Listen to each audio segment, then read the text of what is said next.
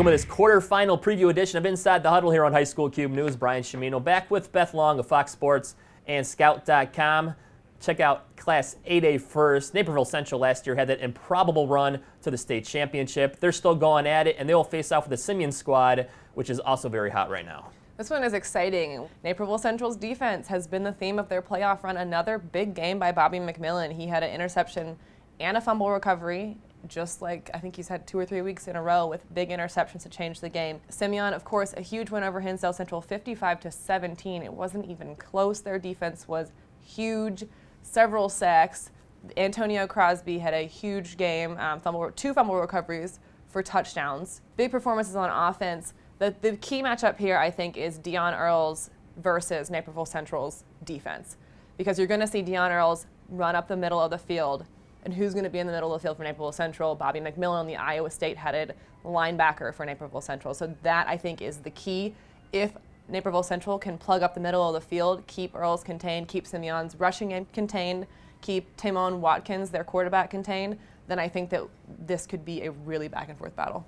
Sticking with Class 8A, the preseason #1 Bolingbrook Raiders had a few bumps in the road this season, including a Week 7 loss to their quarterfinal opponent, Homewood Flossmoor. This one is turning into be a pretty big-time rivalry between the two of them. HF went down to Edwardsville and just kind of shocked Edwardsville. Edwardsville was a good team, the #2 seed.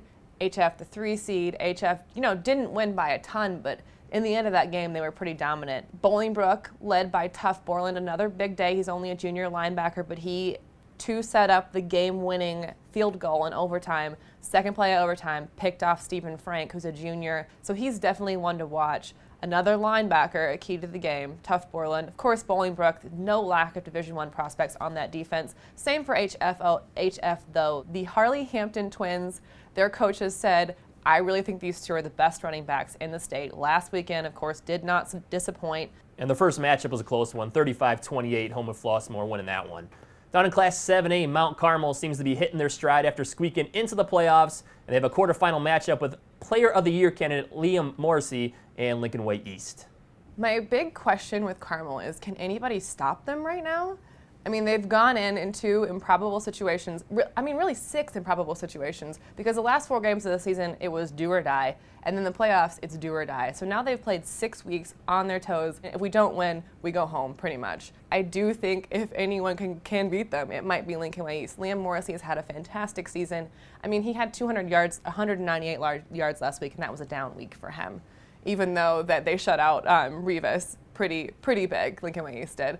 So I think this one's going to be an intriguing matchup. Mount Carmel's defense has stepped up by all means in the postseason, and they're going to have to keep stepping up if they want to stop Liam Morrissey. Looking down in Class 6A, Nazareth undefeated. We haven't really talked about them as much as we should, and they're going to be facing a tough Lake Forest squad who has a tough regular season schedule and quietly back in the quarterfinals.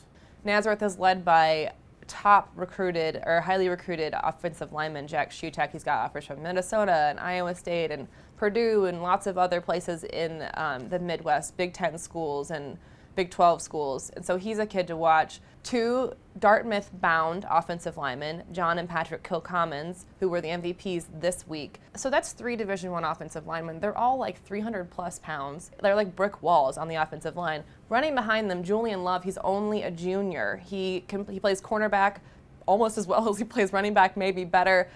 If they can't get Love going, they have Nolan Dean, who's a kid who's getting interest as well. The whole entire offense on Nazareth, most of them play defense too. Dean plays linebacker, Love plays cornerback.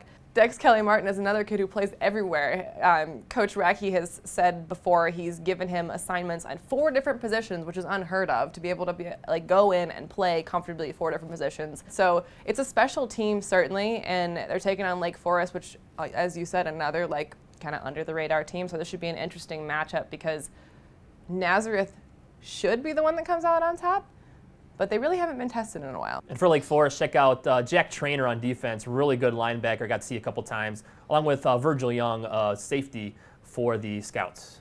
All the way down in Class 4A, Phillips has not been challenged since their Week 2 loss to Carmel. In fact, since then, they've only given up 13 points as they move on to the quarterfinals. 41-0 victory for Phillips last week over Johnsburg, and they've had 7 shutouts this year.